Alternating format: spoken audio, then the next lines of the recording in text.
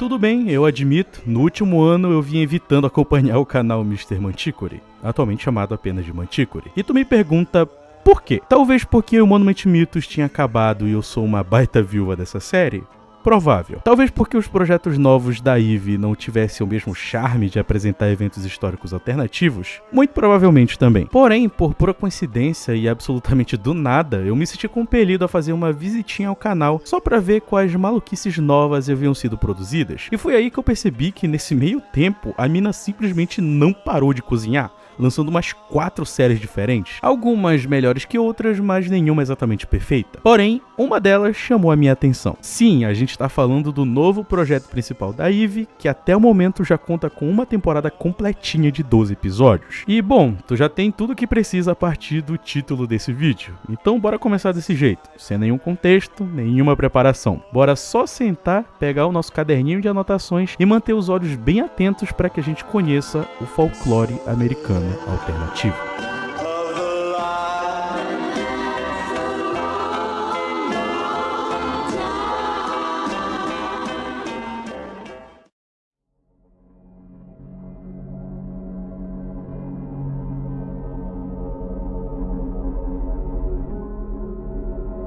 Logo no primeiro episódio, a gente volta às nossas origens, com bastante informação sendo revelada com a companhia de algumas poucas imagens ilustrando o período em que ela se passa. Aqui o nosso foco vai ser a expedição de Cristóvão Colombo, uma figura histórica que eu tenho total certeza que tu conhece. Porém, é preciso levar em conta alguns detalhes bem importantes sobre essa expedição antes da gente conhecer como ela aconteceu nessa realidade alternativa.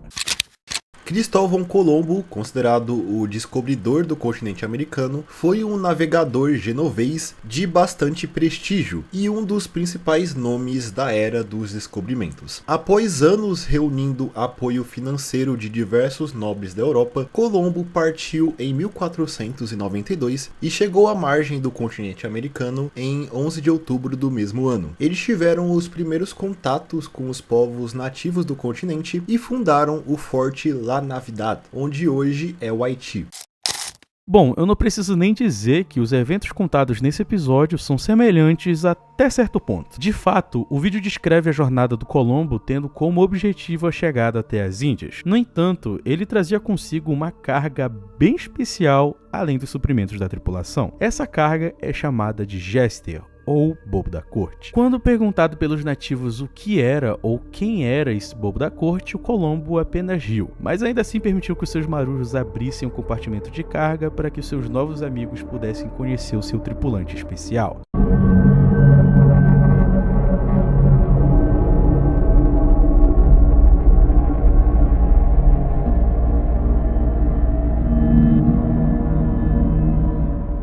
A gente não tem muitas informações sobre a reação dos nativos ao ver a figura não humana diante deles, mas é dito que logo depois, nesse mesmo local, foi construído o Forte de La Navidad, o primeiro ponto europeu erguido em território americano. Tudo parecia bem e totalmente livre de qualquer preocupação, então em março de 1493, o Colombo retorna para a Espanha com boas notícias, além, é claro, de trazer consigo ouro, tecidos, mas nada do bobo da corte. Por algum motivo, de alguma forma, uma criatura maior do que o maior animal conhecido até o momento foi simplesmente esquecido em La Navidad. Porém, é importante levar em conta que, além do Jester ser, uma criatura diferente, estranha, ele é praticamente um bobo da corte gigante. Então, como ele simplesmente foi esquecido lá? A gente não sabe porque não é dito em nenhum momento. Porém, tanto a coroa espanhola quanto a elite da Europa inteira fizeram o possível para patrocinar uma nova expedição para Colombo com o único objetivo de recuperar o bobo da corte. Então, assim foi feito. O Colombo foi mandado de volta em setembro de 1493 com uma frota de 17 navios, 1.200 homens e, é claro,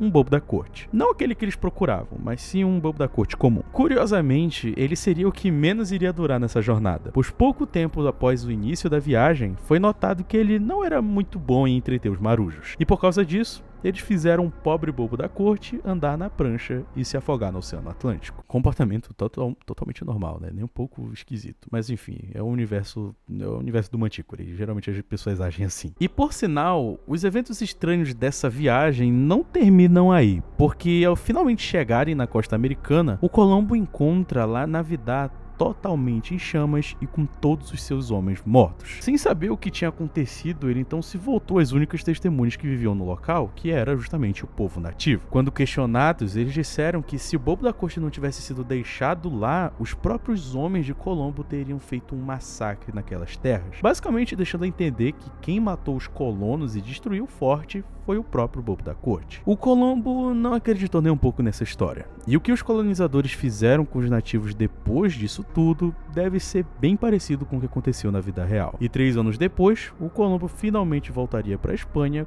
com o bobo da corte junto dele. No final do vídeo a gente tem um salto no tempo para janeiro de 1996, onde a França prepara testes nucleares nas ilhas de Fangataufa e Mororoa. Durante os preparativos, um navio afundado é encontrado.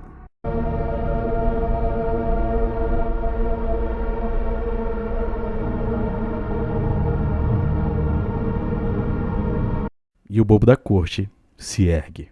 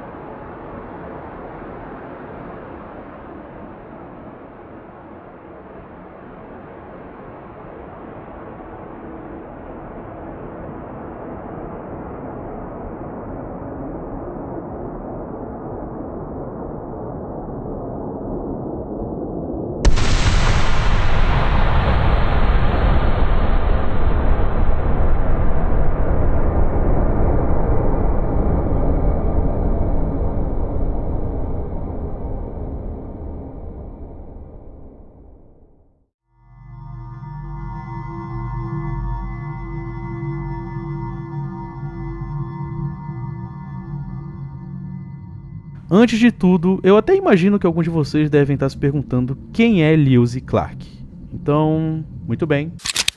Capitão Meriwether Lewis e o segundo tenente William Clark foram 2 membros fundadores da Corporação de Descoberta, um núcleo de voluntários e exploradores organizado em 1804 pelo presidente dos Estados Unidos, Thomas Jefferson, com o objetivo científico e comercial de estudar a fauna e a flora da região ao norte do país. A expedição durou cerca de 2 anos e ficou marcada como o primeiro contato pacífico de americanos com 12 tribos de habitantes nativos, com quem eles se cruzaram no caminho. Dentre os participantes da corporação, além de Lewis e Clark, os mais notáveis são York e Sacagawea. York era um jovem escravizado que havia sido deixado como herança para Clark. O rapaz cumpria as mesmas funções dos outros membros da corporação, mas teve sua liberdade recusada por Clark após o fim da jornada. Atualmente é reconhecido como o primeiro afro-americano a cruzar o continente, mas não existem documentos sobre o seu paradeiro nos anos que se passaram após a expedição. Sacagawea foi uma jovem acaítica que se juntou à expedição junto de seu marido após ser comprada. Ela se mostrou extremamente útil por ajudar a estabelecer boas relações com os diversos povos nativos, além de ajudar nos estudos da vida selvagem da região.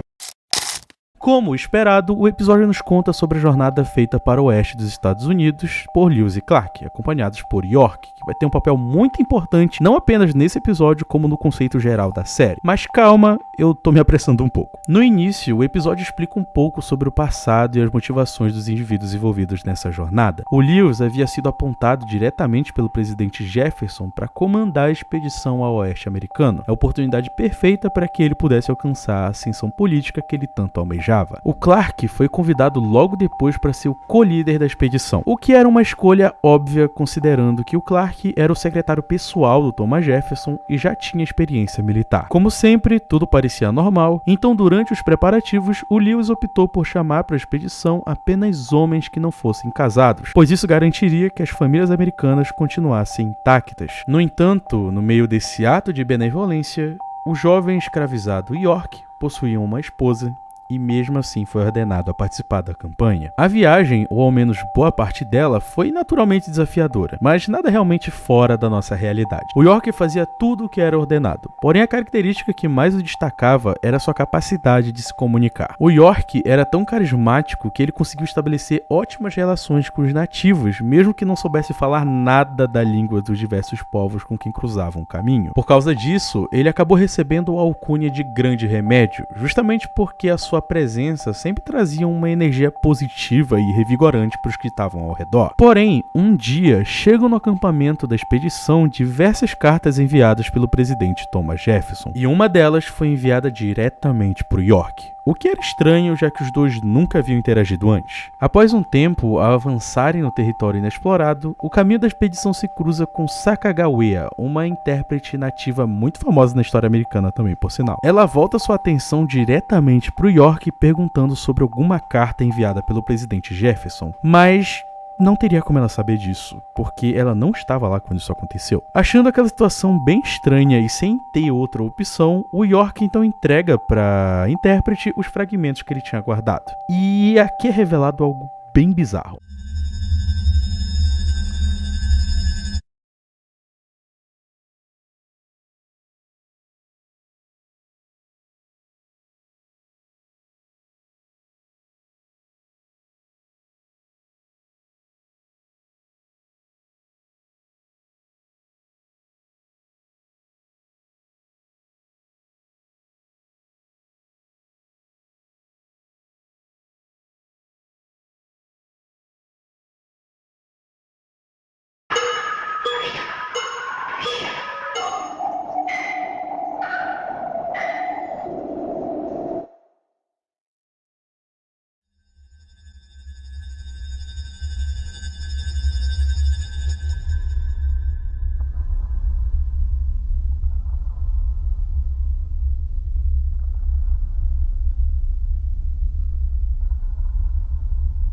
Uma figura de papel se forma, algum tipo estranho de forma de vida que foi enviada a partir das cartas escritas pelo Jefferson, com o único propósito de seguir o caminho que os exploradores estavam vagando. O seu nome era York de papel.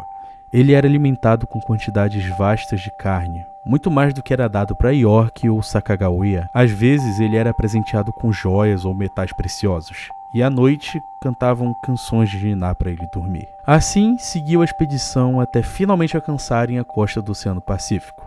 O York, com a promessa de que seria um homem livre ao fim da viagem, então decide voltar sozinho para sua casa. Em sua despedida, apenas Sacagawea o desejou boa sorte. E aqui as coisas ficam bem mais bizarras do que antes, porque o York de fato consegue voltar o trajeto inteiro sozinho e finalmente chega na sua casa. Ele entra animado procurando pela sua esposa no seu quarto. Porém, chegando lá, ele apenas encontra uma réplica de papel dela.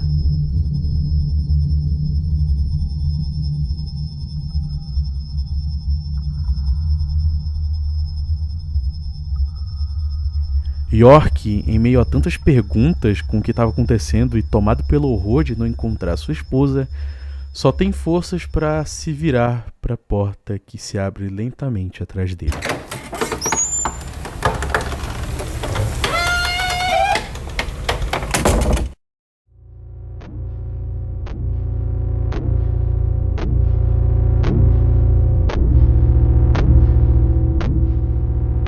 A esse ponto, já é evidente o padrão que os títulos desse episódio seguem. É sempre algo como aquilo que alguma coisa. Isso basicamente implica que cada fragmento dessa série tem foco em nos apresentar uma criatura diferente desse folclore alternativo. Porém, a gente também pode observar que isso não é totalmente verdade, porque alguns episódios são focados em apresentar apenas conceitos que só existem nesse universo, ou até mesmo elementos que são incompreensíveis pra gente. Esse episódio aqui é um claro exemplo disso. Aqui a gente conhece a história de outra figura histórica também muito importante para a história dos Estados Unidos, que é Squanto, também conhecido como T. Squantum.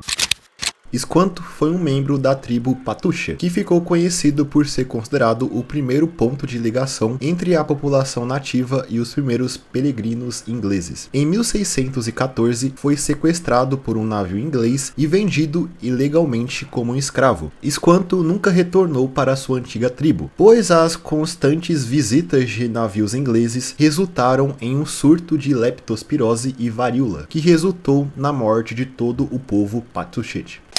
O vídeo então começa nos contando sobre a infância do Esquanto, descrevendo ele como um garoto que tinha um comportamento extremamente ansioso por acreditar que a sua própria existência iria arruinar a plantação de milho que tinha no vilarejo. Por causa dessa paranoia, a família do Esquanto precisava o consolar constantemente, em especial a sua mãe, de quem ele era muito próximo. Ela, em uma tentativa de distrair a mente preocupada do filho, decidiu o ensinar a como cuidar da colheita com uma simples lição. São necessárias 3 irmãs: milho, feijões e abóbora, com peixe como fertilizante.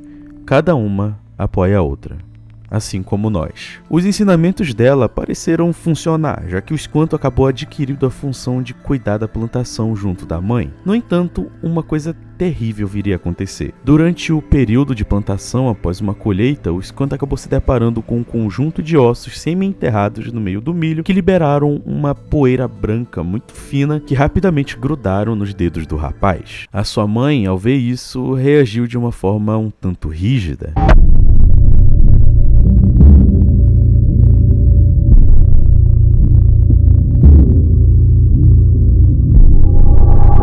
Infelizmente, mesmo tentando atender à ordem da mãe, o rapaz se viu com um problema muito além do seu próprio conhecimento. A poeira começou a se espalhar pela pele da sua mão, mesmo ele tentando lavá-las com a água do rio. E não muito tempo depois disso, por coincidência ou não, a tribo inteira do Esquanto é atingida por uma grave doença e a mãe do garoto é a primeira a falecer por causa dela. A tragédia faz o Esquanto entrar em uma profunda depressão, o deixando sem nenhuma outra opção além de se deitar e esperar pela própria morte. Porém, aqui as coisas ficam bem curiosas. Ao dormir, ele começa a sonhar com imagens. Nessas imagens, ele se vê sendo sequestrado e vendido por monges na Espanha, trabalhando em outros lugares e aprendendo diversas línguas. E na última imagem do seu sonho, ele vê os campos de milho da sua vila. Talvez eu não tenha deixado isso claro bastante, mas o Esquanto sonhou com a versão da história dele que aconteceu no nosso universo. Talvez fosse o que realmente aconteceria com ele caso ele nunca tivesse encontrado aqueles ossos na plantação. Além de que toda essa história de dormir e ter um sonho é algo que vai acabar voltando no decorrer da série, e eu tenho uma pequena teoria com relação a isso, mas a gente já chega lá. Quando ele despertou, ele descobriu que toda a sua família e amigos tinham sido enterrados. Todos tinham morrido por causa da doença, mas a plantação que eles cuidavam estava grande e forte como nunca. A esse ponto, os peregrinos já tinham chegado no território e estavam acampando em uma região próxima. Então logo entraram em contato com o Esquanto, que por algum motivo conseguiu se comunicar com eles usando o inglês, uma linguagem que ele só tinha aprendido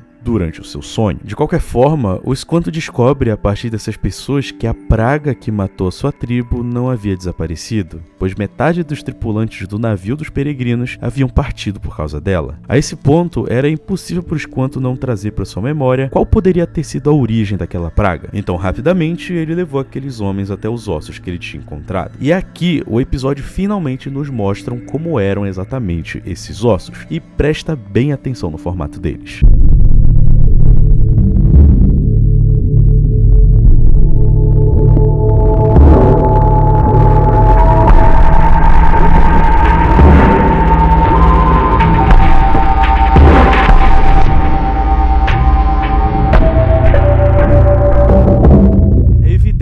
A ossada não se trata de nenhum animal conhecido, porém é curioso perceber que nenhum dos presentes ali pareceu reagir de forma assustada ou incrédula ao testemunhar aquilo. Ainda assim, ao ser revelado que aquela era a fonte da doença, o Esquanto sugeriu que aqueles ossos fossem enterrados novamente o mais fundo possível, o que felizmente foi feito pelos peregrinos. A doença não se espalhou mais e os peregrinos responsáveis por enterrar os ossos saíram intactos por estarem usando luvas, o que impediu o contato direto com a poeira. Depois disso, em homenagem ao povo de Esquanto, foi realizado um banquete que iria ficar conhecido para sempre como o Dia de Ação de Graças.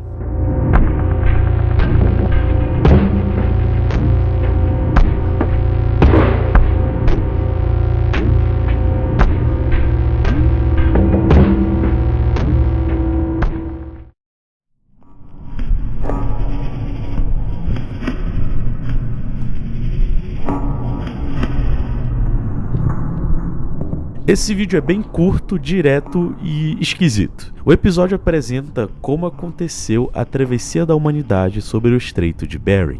No geral, esse episódio é bem direto, como eu falei, e ele descreve até de forma poética como todo esse processo da travessia aconteceu. Porém, o mais importante é que as informações do vídeo deixam a entender que o Jester, ou o Bobo da Corte, influenciou boa parte dos avanços da humanidade, desde a descoberta do fogo até a travessia do Estreito. É dito que o Jester tem capacidade de se comunicar com as estrelas, talvez indicando que o nosso Bobo da Corte aí é uma criatura com certa conexão com o espaço. No mais, é curioso que o Jester esteja envolvido na travessia, porque isso resultaria na formação dos povos que seriam nativos da América, com quem ele também tem alguma conexão, como a gente viu lá no primeiro episódio.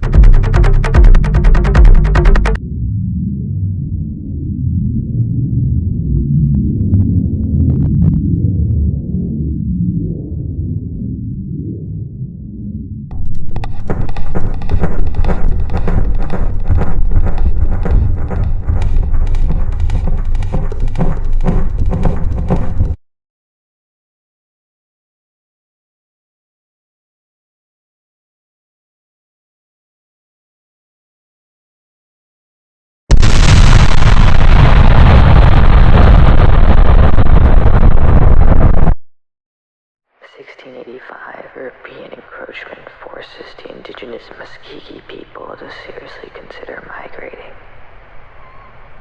Aqui, o foco desse episódio é nos contar sobre o papel das Minotafauna durante a Guerra de Revolução Americana. Esses bichos parecem ser bem mais importantes do que parecem, e para entender o ponto principal ao redor dessa categoria de criatura, é preciso entender o contexto principal ao redor da sua criação. Então, bora fazer que nem no episódio, e eu vou citando o que vai acontecendo no decorrer dos anos destacados aqui. Em 1685, os colonizadores europeus forçaram o povo Muskogee a migrar para outro território.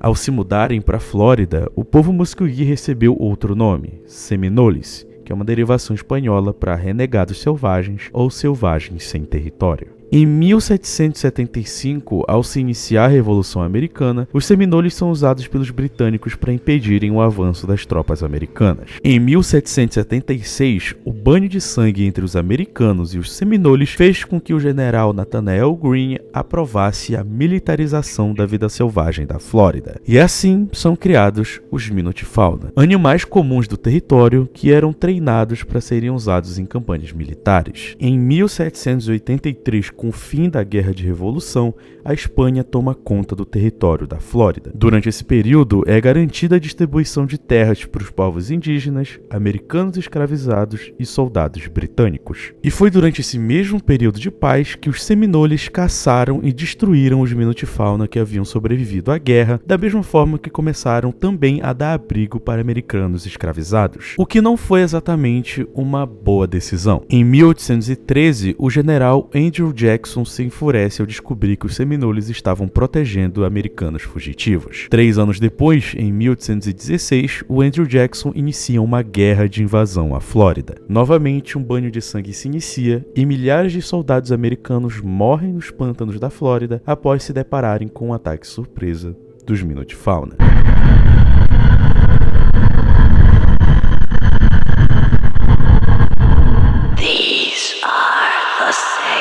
Florida skies that the dead last saw.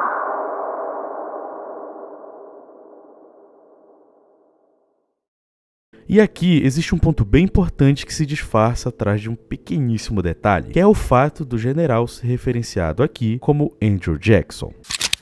Andrew Jackson foi o 7º presidente dos Estados Unidos, porém sua fama se originou na sua bem-sucedida carreira militar como general do exército estadunidense. Ele teve participação intensa durante a Guerra dos Seminoles, iniciada com o objetivo de tomar de volta o território da Flórida, que durante a época estava sob domínio espanhol. Uma das suas ações mais marcantes nesse conflito foi o ataque ao Fort Gadsden, chamado pelos estadunidenses de Forte Negro, para Para o governo do país, o local era uma ameaça para a cultura americana por desafiar o direito de propriedade que os escravagistas tinham sobre seus próprios escravos. Dessa forma, Jackson comandou um ataque bem-sucedido ao forte que resultou na morte de toda a guarnição que defendia os muros e na captura de escravos sobreviventes.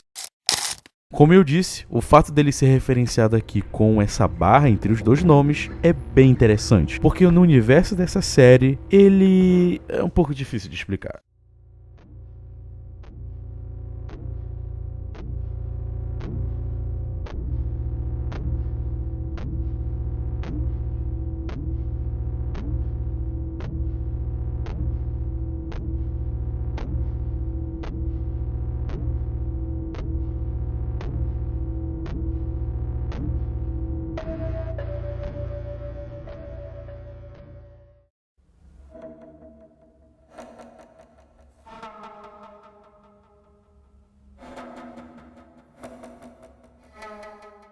O foco desse vídeo aqui se dá em apresentar pra gente o conceito do sublime, que curiosamente não é nem uma figura histórica alternativa e muito menos uma criatura. O vídeo nos conta que Abraham Lincoln, um dos presidentes dos Estados Unidos, era apreciador de todas as artes, em especial a música. A música, independente de qual fosse, permitia que o Lincoln entrasse em um estado de elevação e concentração tão profundo que ele se tornava capaz de ver a sua própria vida sob os olhos de algo ou alguém muito distante. Quase como se ele pudesse assistir a própria realidade onde ele estava vivendo, como se fosse alguém de fora, alguém assistindo um filme, por exemplo. Essa habilidade, onde o vídeo não cita de onde surgiu, permitiu que ele pudesse observar todos os Estados Unidos ao mesmo tempo durante a Guerra Civil. Nesse caso, é até fácil assumir que talvez essa habilidade tenha sido um elemento crucial para que o lado que era contra a escravidão vencesse essa batalha. Depois da guerra, o Lincoln prometeria que nunca mais ia usar o sublime novamente. O que é um detalhe curioso, já que 2 anos depois, ele acabaria sendo baleado e morto enquanto assistia uma peça de teatro. O curioso desse vídeo aqui, que eu passei de forma bem resumida,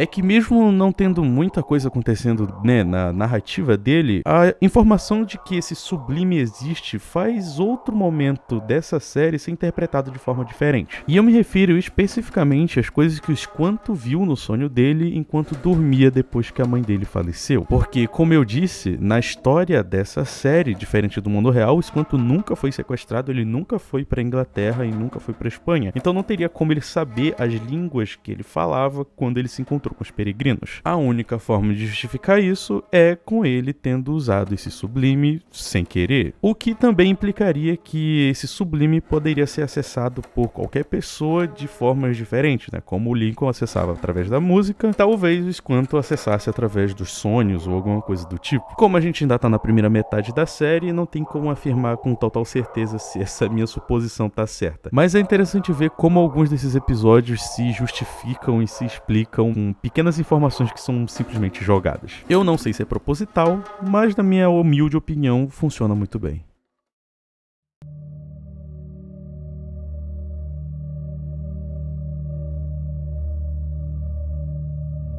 Bom, como eu disse no começo desse vídeo, essa primeira temporada tem 12 episódios, mas a gente só tem tempo pra falar de 6 deles. Existe até um episódio antes desse aqui que se chama Aquilo que Convocou os Homens, mas ele funciona mais como um mid-season, no caso um episódio pra dividir a primeira e a segunda parte. E como nele só tem uma pequeníssima informação importante, eu vou citar ela no final da explicação desse aqui. Eu espero que isso não fique confuso, porque, enfim, a esse ponto já deve estar mais confuso do que eu. Esse episódio então nos dá mais informações sobre o que aconteceu com York após os eventos que a gente viu lá no segundo episódio. E, bom, se a situação já estava esquisita naquele momento, aqui ao menos uma dessas coisinhas é confirmada. Pelo que dá para entender, tudo o que aconteceu com York, desde a convocação à exploração, ou a recusa à liberdade dele, ou o envio das cartas, esse tipo de coisa, tudo isso aconteceu por uma conspiração por proposital do Lewis, do Clark e com o presidente Thomas Jefferson. E por causa disso, no meio dessa confusão, nós descobrimos também que aquela réplica de papel que o York encontrou da esposa dele lá na casa não era a esposa dele de verdade. A verdadeira esposa dele tinha sido sequestrada a mando do presidente. Nesse ponto, a gente volta no exato mesmo momento em que o segundo episódio terminou, com o York chegando em casa e descobrindo que a vida dele foi destruída. E assim descobrimos que a pessoa que entrou na casa logo depois dele nessa cena era o próprio Pepe York, que de alguma forma tinha seguido ele o caminho todo de volta. É dito que o York precisou se desvencilhar e fugir dali para conseguir correr até as autoridades. Porém, ao chegar lá e contar toda a história maluca que ele tinha passado,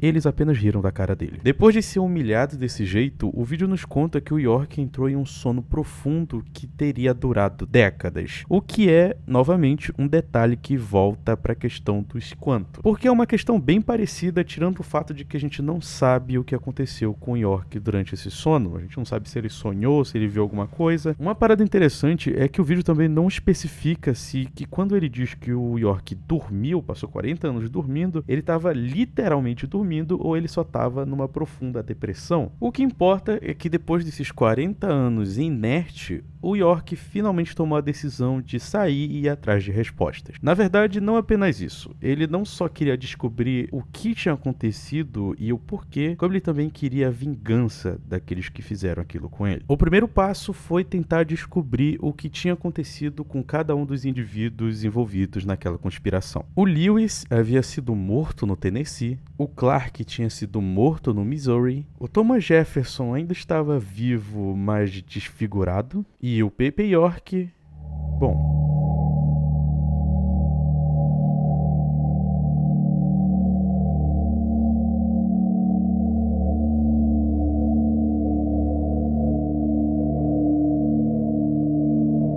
Ao descobrir que apenas 2 dos indivíduos ainda estavam vivos, o York então parte em sua jornada. E aqui as coisas ficam realmente bem interessantes. Porque se a dúvida era se o York teve ou não acesso ao sublime durante aquele sono de 40 anos, aqui a gente tem a confirmação que durante um dos acampamentos que ele fez durante essa viagem, ele teve um pesadelo. Nesse pesadelo, ele viu uma cabeça decapitada o guiando por um grande museu. Nesse lugar, ele vê uma das pinturas nomeada como York, Rei da América.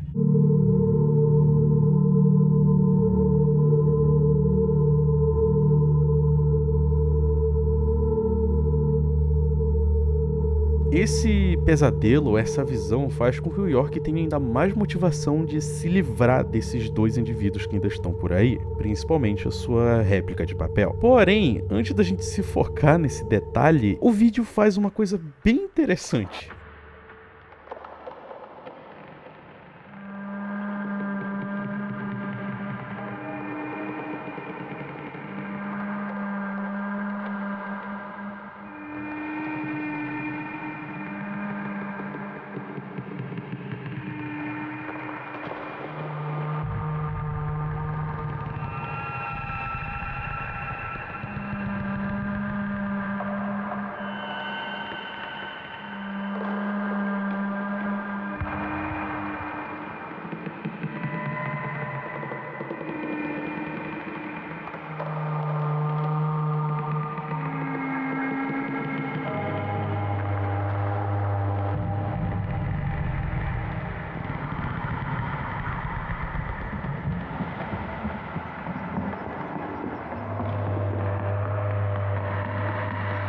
Todo fã de Monument Mythos ou alguém que conseguiu entender ao menos 10% da narrativa dessa história maluca consegue reconhecer que empresa é essa? Sim, a Maze Machines. Basicamente, a Apple do universo de Monument Mythos, que foi responsável por criar aquele projeto para estudar a serpente com chifres e, enfim, um bocado de coisa maluca que não bora entrar em detalhes, senão vai ficar ainda mais confuso. Até porque ainda existe um pequeníssimo detalhe que eu vou deixar pro último segundo. Como é dito no texto, só séculos depois as fotografias do Pepe York são adquiridas pela Maze Machine. Mas também é só em 2025 quando uma fotografia do Pepe York, de 1934, finalmente vem a público.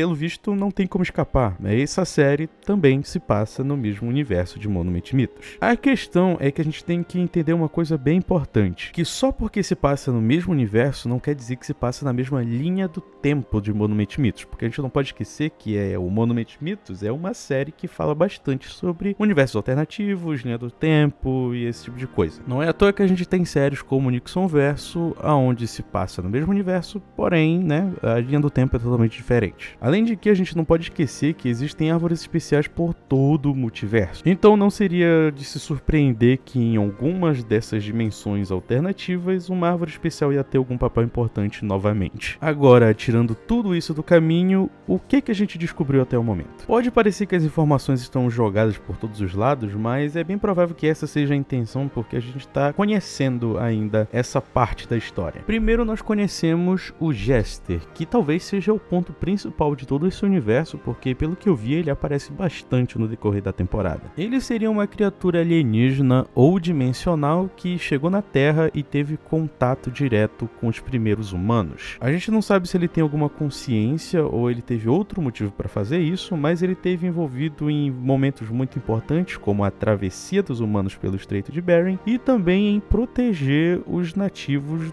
durante o primeiro contato com os europeus. O fato é que todas as ações dele causaram um efeito dominó gigantesco. Esses primeiros habitantes da América mais tarde formariam os povos nativos que iriam presenciar a chegada de Cristóvão Colombo, que fariam contato com os peregrinos britânicos, que ajudariam na viagem de Lewis e Clark e que lutariam contra os Minutefauna. Claro que eu não estou dizendo que o mesmo povo fez todas essas coisas, deixa de ser burro. A questão é que todos os momentos apresentados nesses episódios que a gente viu até o momento aconteceram por influência ou a presença da população nativa americana, o que é um detalhe bem interessante e bastante criativo, por sinal. Em paralelo a isso, a gente tem essa narrativa das pessoas feitas de papel, que é algo que me deixa bem intrigado, porque o Pepe York é uma criatura absurdamente enigmática até o momento. Ele foi criado para seguir o Lewis e Clark e ajudar na conspiração contra o York original, mas 40 anos depois ele simplesmente aparece como sendo uma figura adorada pelos moradores da Flórida. Isso fica ainda mais esquisito quando a gente leva em conta que um dos episódios estabelece que o presidente dos Estados Unidos, durante os anos 60, também era uma dessas criaturas de papel. E aqui fica a pergunta: esses seres são criados com papel feito usando as árvores especiais?